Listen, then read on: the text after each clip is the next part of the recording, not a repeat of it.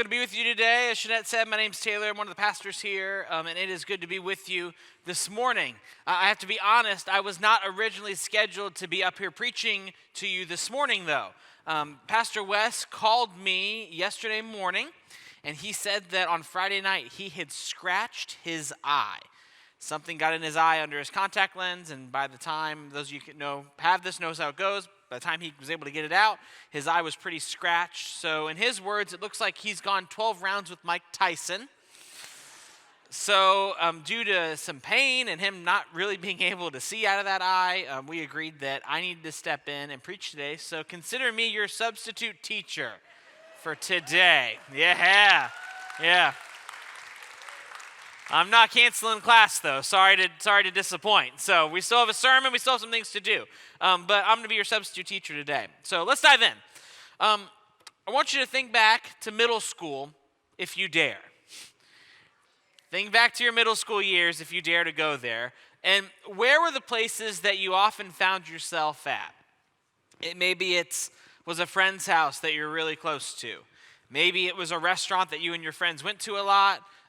Maybe you got to do a field trip to a theme park for the first time, so you went there a few times. Wherever it was, just think, where were you in your middle school years?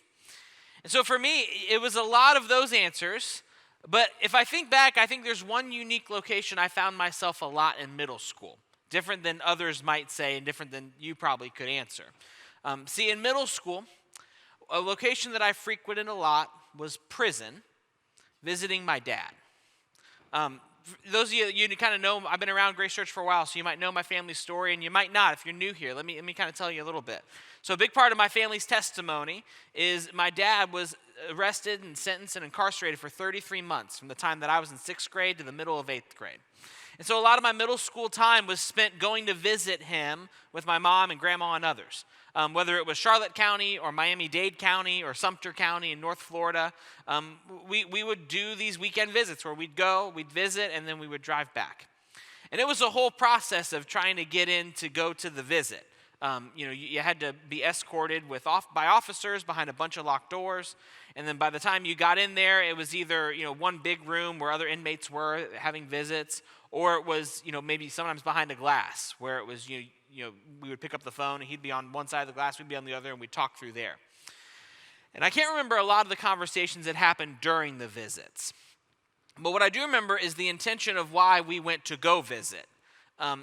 It was a time to, yes, catch up and to be with him, to spend time with him, but also it was a time to try to just leave him with some hope.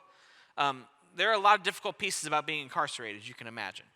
And so one of the main objectives, chief objectives we wanted to do was just to have a time of hope, just to instill hope.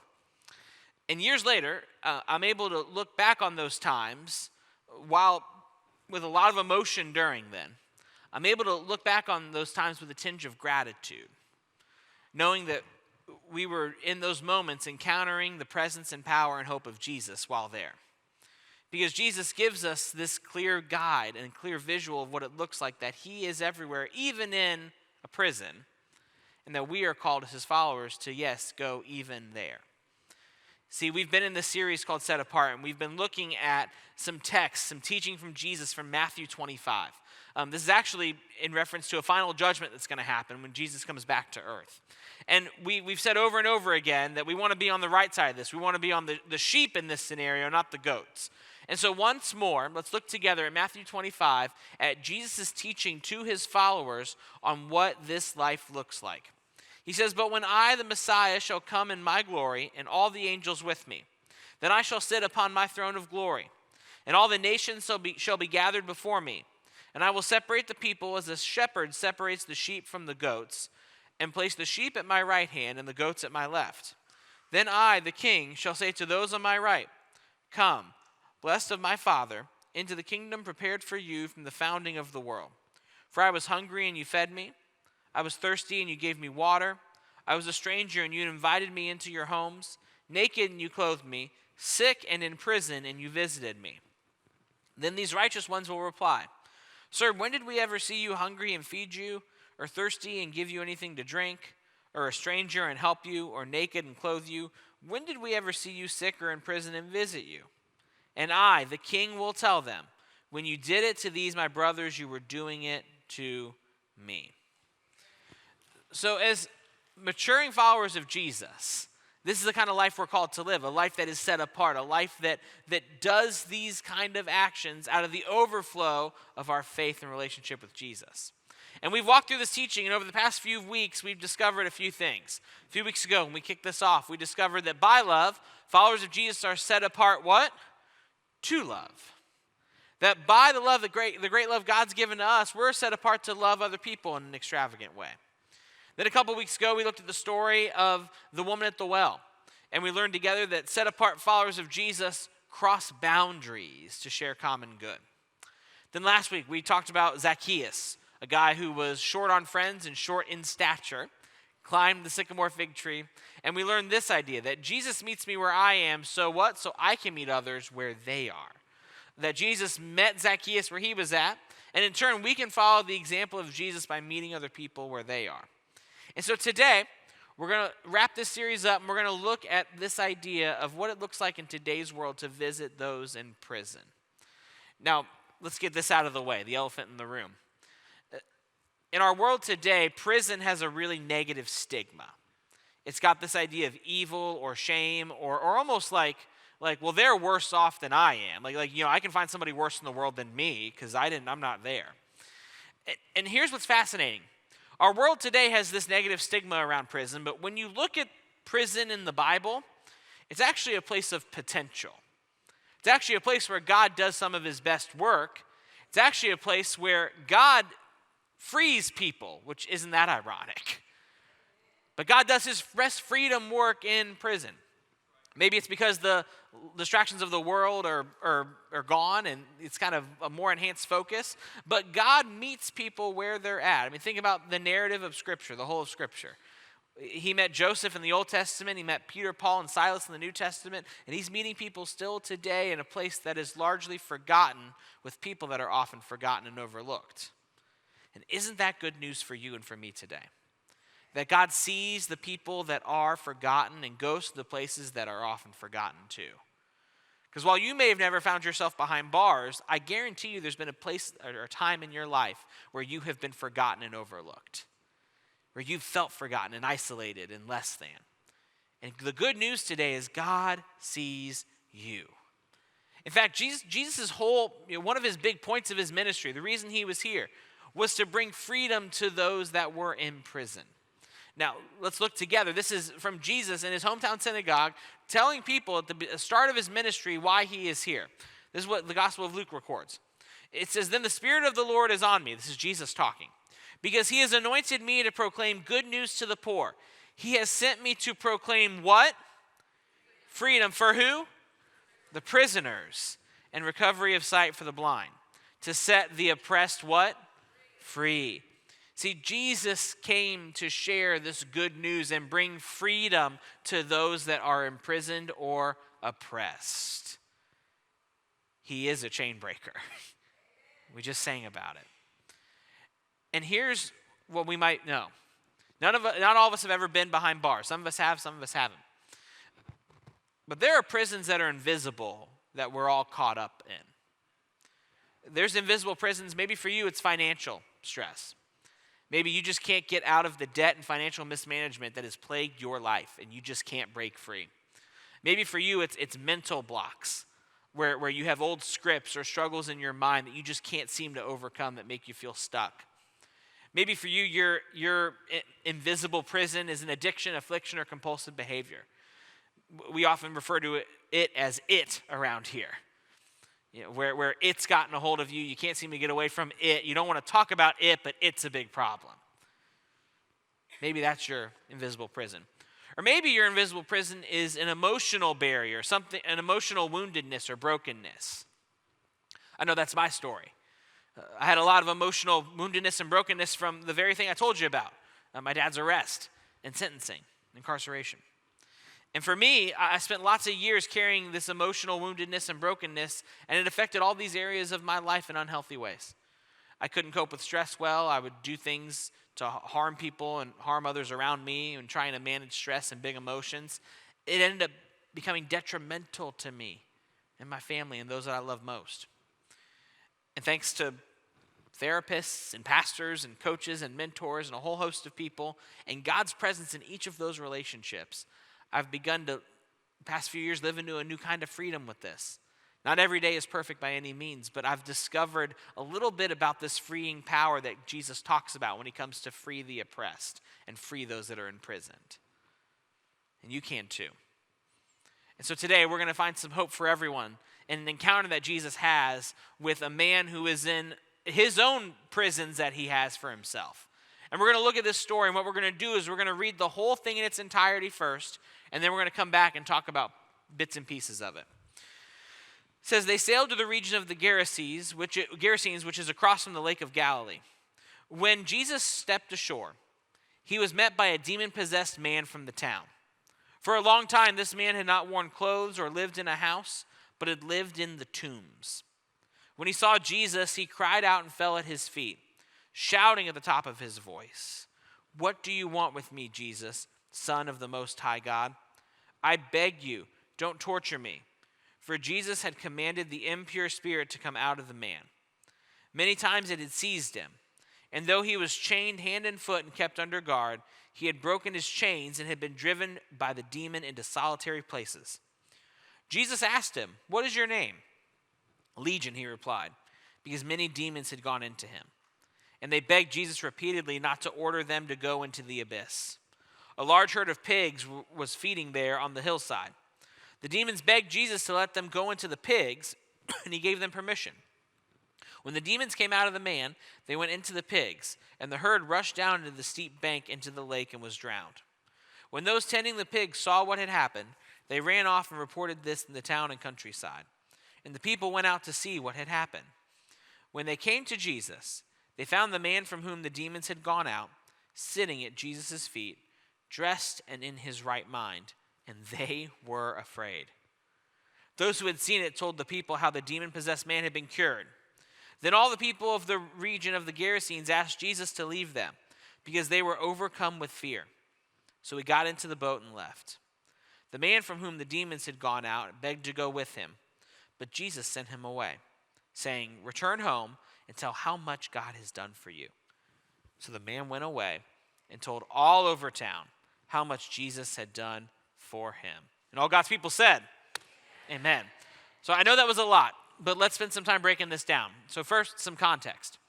We see that Jesus arrives on the shore of this non-Jewish region, and he's greeted by a demon-possessed man. And this man, while we don't know how he ended up in this state, we see the result of his state that he's in, and he's imprisoned. Did you catch some of the different prisons that he finds himself in? The first one is he finds himself in a prison of isolation. It said that he didn't live in his home for a while, but he lived where? Did you catch it? Among the tombs. So his living place was among other dead things. I wonder too, did he have a family? Did he have anyone back home, back in the town that knew who he was and remembered him? He was living in this prison of isolation. The other prison he's living in is a prison of torment. We see his mind and his spirit are constantly tormented. Howling randomly and thrashing around and breaking the chains even. It said that when Jesus asked his name, the guy said his name is Legion. And that could refer to a Roman army, a Roman legion with 6,000 members. Was that how many demons were tormenting this guy? So he was in isolation, he was tormented, and he was also self-destructive. The one instance where chains would have been helpful to hold him down, he was breaking out of them and hurting his body and self-destructive on himself and others around him too. And make no mistake, this was a battle with evil. When the Bible talks about evil, it talks about evil in kind of three forms. There's evil above us, which is Satan, evil around us, which is the world or culture, and then even within us, evil within us, which is our sinful nature. And the Bible describes Satan as prowling around like a lion ready to pounce. And I think that's an accurate description given what's happened to this guy. He has been pounced on. He's struggling. He has demons, and he's in a prison. Maybe not physically, but figuratively. He finds himself in a prison. But then everything changes when Jesus shows up. which is true for your life too, by the way. Everything can change. The tide can turn when Jesus shows up. So Jesus shows up, and this man immediately reacts. And we see that he has this reaction of begging Jesus not to, or the demons begging not to torture them.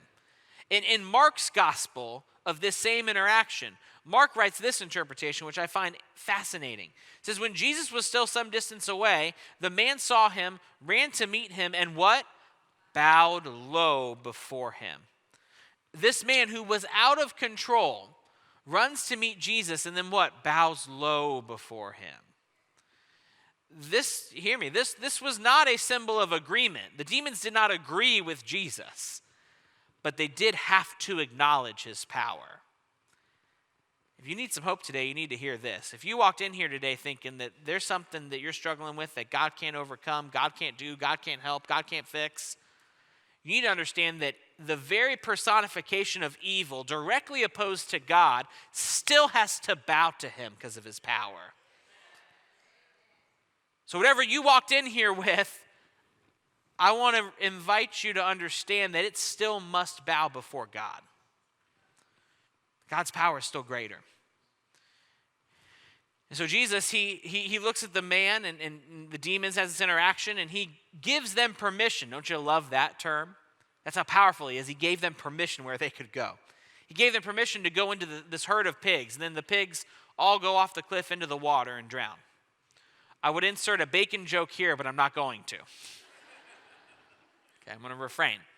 Although I am the substitute teacher, so I guess I could. But I'm not going to today. But here's what's wild. This next interaction, or the next part of the story. It's frightening enough to watch 1,000 pigs run off a cliff and drown. But that wasn't what freaked people out. Did you notice what freaked people out and why they were afraid? Because the man that had been tormented for so long and possessed for so long was now normal. People couldn't believe it was him. Like, did you see this? That Greek word, it means literally in sound and right mind. This guy was dressed again in his right mind, and the people were afraid because that wasn't what they were used to. Someone actually, one of my friends came up to me after the last service and he said, I feel like you need to say this the next service. I feel like God gave me this, you need to say it. I'm going to say it. There are some of us here where we're in this journey of Jesus healing us, setting us free, whether it's recovery or something else. And there are people who are telling us, I liked you better when you were fill in the blank. Here's the truth. Sometimes people are afraid of what they see redeemed by Jesus because they aren't used to it. And it doesn't make the healing or the redemption a bad thing. Don't let other people's fear, don't let other people go, I liked you better when you were fill in the blank. Don't let other people's opinion of you deter the recovery and the healing that Jesus has done in you. Amen? All right, that's for free. You can thank Austin, by the way, for that. Austin gave me that, and so I'm going to say this next service. So here's the deal. Jesus, there's three things that in here that we can take away. Three things in here that Jesus does for this man that we can understand for our life to be true as well. The first is this, that Jesus sets me free. Let's say that together. Ready, set, go. Jesus sets me free. We see this literally happen. Jesus sets free this man. And Jesus' freedom work is still happening today. A lot of you actually took part in this freedom work on Tuesday at our Fort Myers Central campus of Grace Church. We had our second chance job fair that day. And this was a job fair unique for those that have had some legal, possibly, incarcerated time, for them to find a safe place to have employment opportunity. And we're happy to report that 194 people came to the job fair. 107 met with job coaches and got interviews, and dozens upon dozens were hired right on the spot or are still processing that. Let's thank God for that. It's incredible.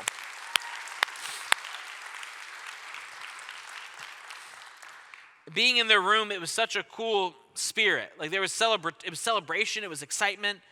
But here's what was great. People getting jobs was worth celebrating. But as a pastor there, I was celebrating how many people from Grace Church showed up on a Tuesday afternoon to be the hands and feet of Jesus to help welcome and love people who need a second chance and need a job. You talk about a practical way to partner with Jesus in this freedom work. You all did it. There's not many better things you can do with someone than help them get a job.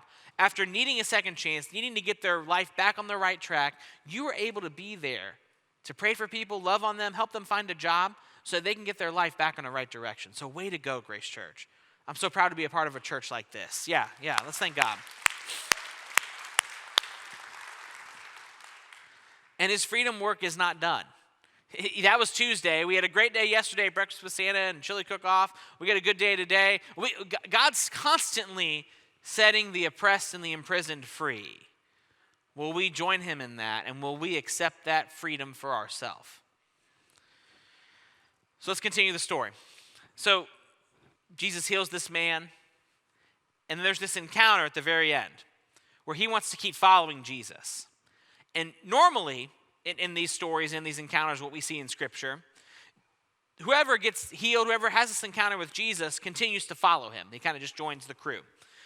But this was a unique thing that Jesus said no and sent him home. Let's look again. This is what Jesus told the man. But Jesus sent him away saying, "Return home and tell how much God has done for you." Jesus tells this man to go home and to sit and deliver the message there. So we see Jesus sets me free, but also Jesus what? Sets me apart. Jesus gave this man a specific calling, a specific purpose to return home and to tell people. I often wonder, why do you tell him to return home? Here's my best guess. Here's why I think this could be powerful for him to return home and not keep following Jesus. It's one thing for this guy to travel town to town and tell people, hey, I was a mess beforehand. You should have seen me before now. It's another thing to go back to the town where everyone knew who he was and how he acted and to see the transformation that happened. It's a powerful testimony. It's a powerful example. And so I think Jesus sends this guy home so his testimony, his story can be told in a way that's most powerful, most benefiting. And the same is true for us, where we've been talking about this idea of we need to go. We need to go to the people, go to the places, even if we're inconvenienced, even if we're uncomfortable, even if we cross boundaries. We have to do that, yes, but don't forget that it starts at home too. What does it look like to cross boundaries even in your own home? What does it look like to be willing to be inconvenienced in your own home? What does it look like to even lean into that uncomfortable conversation in a healthy way in your own home? If you volunteered, if you're on staff at Grace Church, you've probably heard us say this before, that your most important ministry is the one in your home. It's your most important ministry.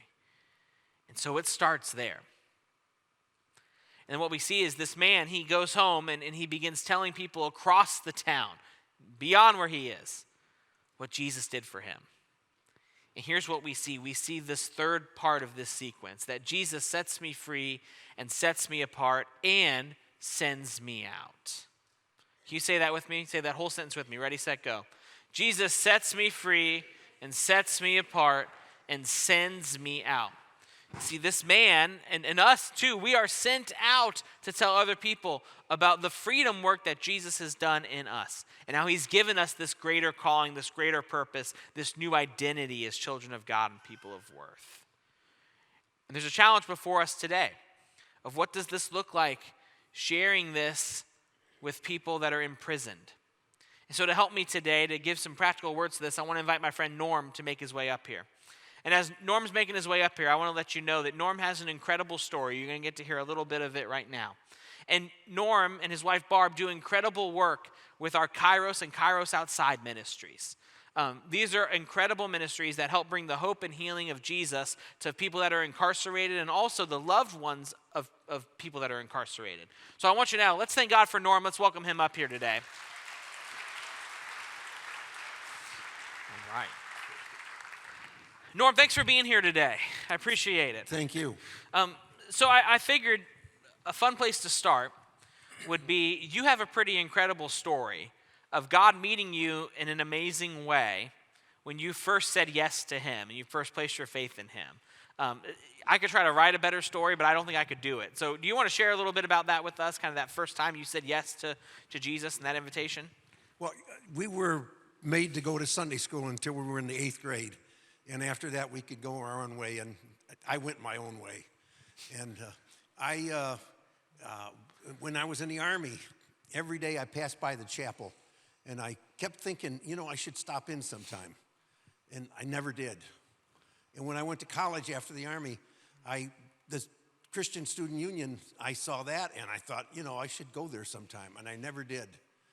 Well, anyway, I hadn't been in a church in probably 15, 18 years, maybe longer, and I was at a high school track banquet. My stepdaughter was on the track team, and this guy sitting across from me on the other side of the table started talking about a sailboat.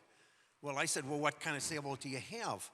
And he said, well, do you know anything about it? I said, yeah, I'm a yacht broker. I know things about boats.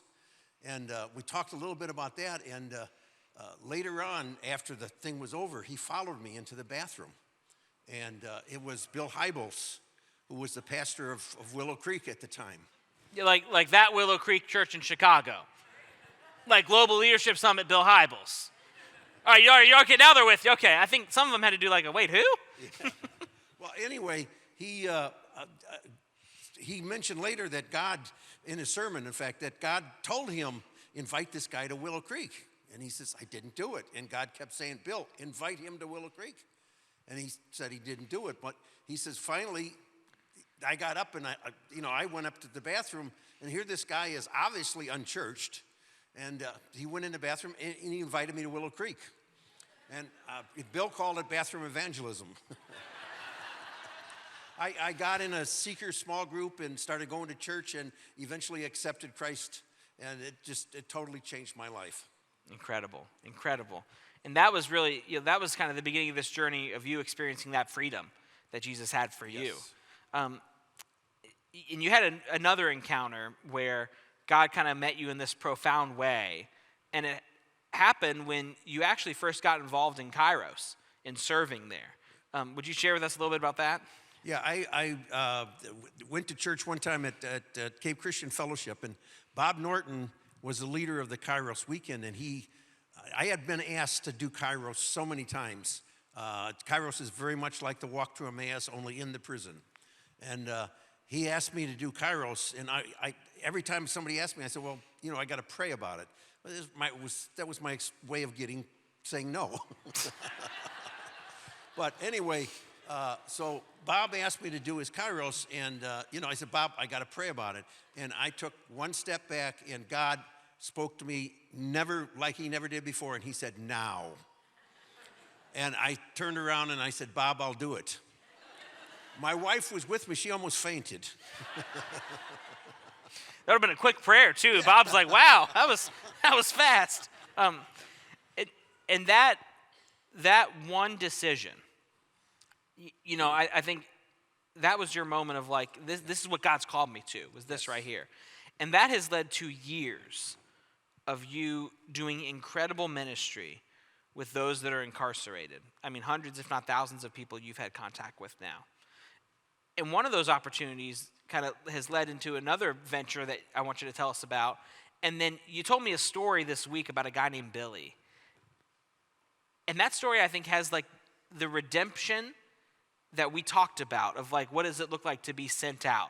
Because let's be honest, a lot of these guys, that is their home now. That's their home. They're not going to leave. And so tell us a little bit about Billy's story and this new opportunity you've been having too. I volunteered to be a facilitator in a TUMI class. And the TUMI is a 2.5-year program. That's their full-time job for 2.5 years. And it's actually a seminary course. And they come out with 33 hours of seminary credit. That's almost acceptable in any college in the country. Anyway, half of them in there are lifers. They'll never get out of prison. But they want to be pastors. And Billy was one of them. And at the graduation, they voted Billy to give the sermon at the graduation. And Billy said he's been praying, and the whole class has been praying for him. His prayer was someday he'd be able to preach in front of somebody in his family. And he got up there and to preach, and he said, you know what? My firstborn daughter is in the audience, and my firstborn grandson is in the audience. And it just almost brought a tear to you that realized that this was his dream. He'll never get out of prison, but he'll be preaching in prison the rest of his life. So good. And I've seen so many guys in the Kairos ministry that accepted Christ, and thank God that they were in prison because they would never have found them elsewhere. And it's just amazing the life change that we've experienced in there. Wow. One last thing. Would you share a little bit about maybe somebody is having that now moment from God about getting involved in Kairos or Kairos Outside? Would you share just a little bit about those ministries? We've got a booth outside if you want to stop by afterwards. But the Kairos ministry is, we do 2 weekends a year, and we're in the prison for 4 days. We luckily come out at night each time. And we truly have a captive audience, you know. So. But it literally changes their life. And our motto is listen, listen, love, love. And they also have the Kairos Outside, which is for anybody as affected by somebody incarcerated. A lot of women, their husbands, their dads, their brothers, whatever. And it changes their life. They get a whole different outlook on what it's about to be. So if you're at all interested, stop by and say hi. Yeah. Norm, thank you for saying yes all those years ago. Good. And for the impact that it's made to so many people and so many families and so many individuals. The ripple effects we won't even know until we get to heaven. So thank you. Can we thank God for Norm this morning? Thank you.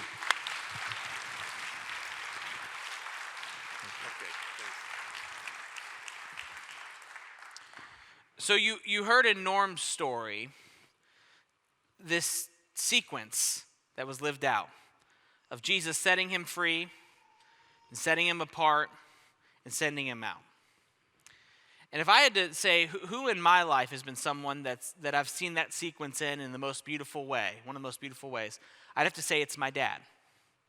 See, friends, there's redemption in this story. So days after my dad's arrest, him and my mom met Pastor George right over here in his office. And he said yes to Jesus in a decision that would forever change his life and forever change our family. So up until that time, really before his sentencing and during his incarceration, he made it a point to grow in his relationship with Jesus. See, what my dad discovered that day in Pastor George's office is that Jesus set him free. And then he discovered that it wasn't just a ticket to heaven later, but it was for a life that was a freedom now. And discovered that he was called and set apart. And then what he did in prison and still does even today so beautifully is he's sent out, letting people know about the hope and transforming power and freedom found in Jesus. And that is why our relationships reconciled and our families reconciled today.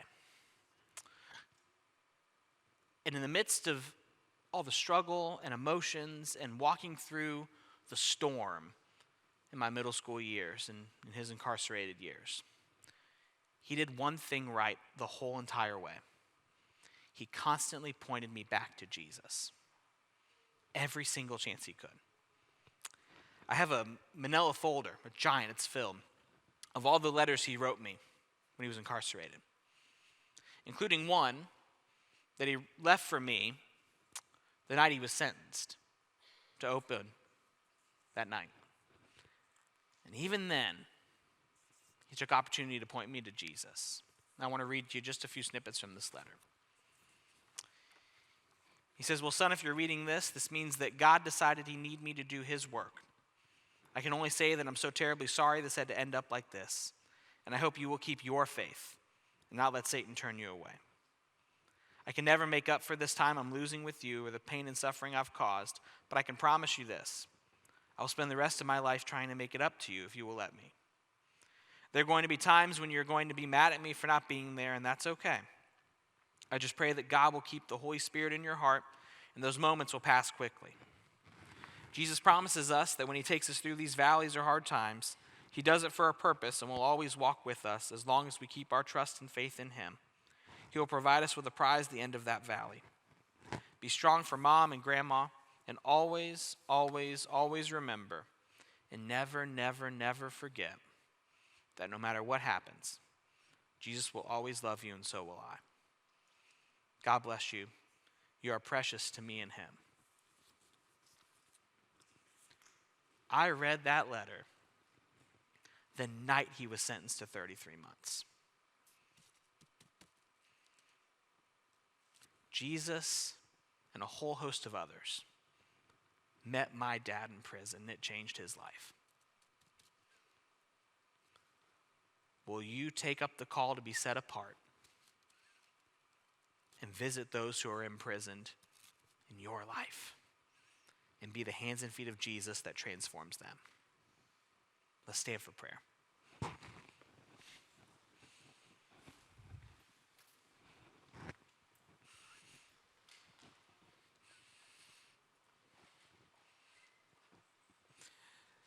God, we are grateful that as we sing about your great name, that you know our specific name. Lord, you see the good, the bad, the ugly. You see our pain. You see our struggle. And Lord, you see where we feel imprisoned. For my friends that are here, that are sitting here feeling like they're in a prison of their own, Lord, would you give them the reminder that you have the power to set them free today? And Lord, may you do it. May they welcome in your freeing power to find freedom from whatever prison they might find themselves in. Lord, for those of us that need to be challenged and encouraged and pushed today to be the hands and feet of Jesus, would you help us to do that? Lord, would you help us to go to the people we'd rather forget, to go to the places we'd rather avoid, to help people that are imprisoned find hope and healing in you. God, we're thankful for your Son who is with us even now. Lord, help us be aware and sensitive to where it is that you want to lead us and guide us next. God, it's in your name we pray. Amen. We're going to sing one more closing song together about God redeeming and restoring things from ruins. And maybe you need to come up to the altar and you need a time to pray about your imprisonment that you're in right now. I want to invite you to make your way up here. There'll be prayer partners. You can lift a hand. Someone would love to pray with you. You can also make your seat a place of prayer. Let's sing these words today.